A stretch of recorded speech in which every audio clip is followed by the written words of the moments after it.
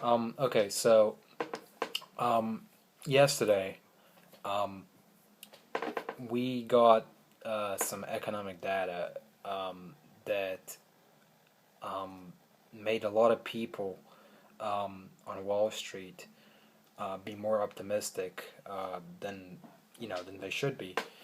Um, and I'm amazed that so many people don't understand economics in America. And it's not just America; it's just like around the world. Um, there's a lack of education among people when it comes to capitalism and free markets. Most people think that what is going on right now is an economic recovery in this country, and the fact is that um, it's impossible for us to recover as long as we continue to go deeper into debt and we continue to print money and we continue to to live this artificial lifestyle that is only possible because the dollar is the world's reserve currency. So that means that the U.S. can can import a lot of things and just give people paper. They can give them dollar bills, and they can get consumer goods from China, and they can get we can get stuff from from other countries. It wouldn't really have to give them anything. We can just give them a piece of paper, and they can give us things that they manufactured. And when the world finds out that that they're getting screwed, and that the U.S. Is has so much debt that we could never possibly ever make good on this debt, and that we're conning the world. I think that that's when we're going to have an economic crisis in America, and that's when the governments uh, that's when especially that's when the government is going to be forced to to cut spending, and we're gonna have forced austerity in this country. We're gonna be forced to cut a lot of people on welfare, a lot of people that are on Social Security, Medicare, a lot of people that are getting free stuff from the government right now. In the future, they're not going to be able to get it. Mainly because the only reason why they can get it right now is because the Federal Reserve can sell bonds to other countries, and some people in America are stupid enough to buy U.S. bonds. They can monetize that debt, and that's how the government can pay its bills. But sooner or later, and I think it's going to be very soon now. Interest rates are starting to rise. Sooner or later, that's going to come to an end. America is the only country in the world that can do this. They can print money. Um, they can they can keep they can keep this insane monetary policy going, and have very little consequences up to this point. But we are starting to see evidence that the economy is not growing, and that what the Federal Reserve is doing is not working, and the prices are rising, and the Federal Reserve is creating another asset bubble, not only in a bond market, but the Federal Reserve is also creating they're reinflating the housing market, and I believe that the housing market is going to go down again because houses are still not cheap enough, and like this is a temporary whatever's going on in the housing market right now is temporary.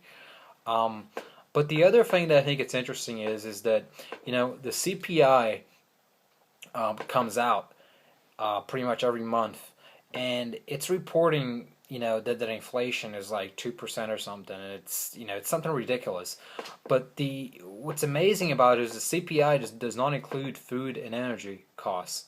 Basically your cost of living. And if you shop, or anybody that knows, they know that inflation is not 2%. Inflation is way higher, than 2%. And whenever the dollar implodes, and whenever we face that day of reckoning, where Americans will be forced to live, you know, below their means, um, we are going to to face tremendous inflation in this country. Because if you think about it, pretty much everything that we have on our shelves and pretty much everything that we consume is pretty much made in other countries. So, in a future, in a situation where the dollar collapses and it's no longer accepted as a reserve currency, and we can't just con the world and give people dollars for fangs, which is ridiculous. I don't know why the Chinese would ever do something like that. Like, they're just hurting their own citizens because they don't need the U.S. market for the Chinese economy to survive. They don't. I mean, anybody who understands economics knows that the Chinese are artificially keeping their currency down to to prop up the U.S. dollar and to prop up our economy, because they think that they need our market to be able to keep growing their economy. And the sooner the Chinese realize that, the sooner this party and this the dollar is going to come to an end. When they realize that they don't need the U.S. anymore, and the U.S. We're the only ones that are benefiting from this, from this fiat monetary system. But I think that. So anyway, back to my main point. So I think that whenever that goes away, where we can't basically just give the world dollar bills and have them give us real consumer goods, what's going to happen is we're going to have hyperinflation in America. Well, I don't know about hyperinflation, but prices are going to go up a lot because overnight, because there's going to be a scarcity of pretty much everything that you buy. Oil, for example, like oil, I think whenever this happens, oil prices could go from anywhere from $200 to $500 a barrel, believe it or not, because right now oil is traded in U.S. dollars, and the U.S. basically runs up a trade deficit to basically buy oil, from other countries, and in a situation where the dollar collapses. You could see things like oil go anywhere from $10 to $30 a gallon. Who knows how high it'll go? No one really knows in an inflationary environment how high prices could really go.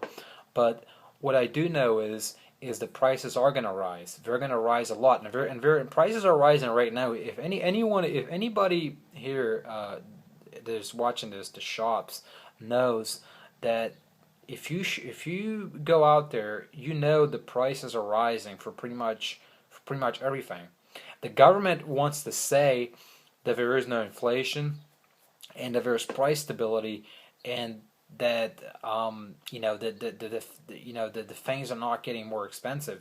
I mean, that is a complete fantasy, and how the government can manipulate their own numbers to make sure that the things don't the real inflation, which is probably running at about if you include energy and food prices, real inflation is probably close to about anywhere from 10 to 20% a year, and that's a lot. Like, that's a big difference compared to the 1.5% or 2% that the government is saying that exists in the economy, which is completely ridiculous. But whenever this happens, we are going to have some major problems here in America. Whenever we can't import, stuff that that we consume, And we're probably going to, you know, have shortages. Like people are going to probably be waiting in line to get, the most basic things that you can think of. Like people, you may have to wait. You may wait in line, for hours just to get bread or to get, or to get gas or something. That's what's like coming to America. And it's all gonna happen because the Federal Reserve, um, for for a long time now, has been making the wrong decisions, and it's not because it's whenever this happens, and what people are going to try to do, people like Obama, is I could just see him um, blaming capitalism or blaming the free market or blaming people on Wall Street whenever this economic crisis does happen. And it's going to happen. It's going to happen mainly because of socialism, because of liberalism, because of communism, and because of the welfare state and this idea that government can provide everything for you from the cradle to grave. And that's why we have run up these trade deficits, and that's why we have run up these budget deficits in the government. That's why the government is growing out of control, and that's why the Federal Reserve is having to monetize all these debts, because um, because the ideas in government and the ideas by the politicians, by the people in power, are completely, they have no idea how to build a good standard of living, and how to create wealth, for its citizens, how to raise, basically the quality of life for everybody. And that is very interesting. That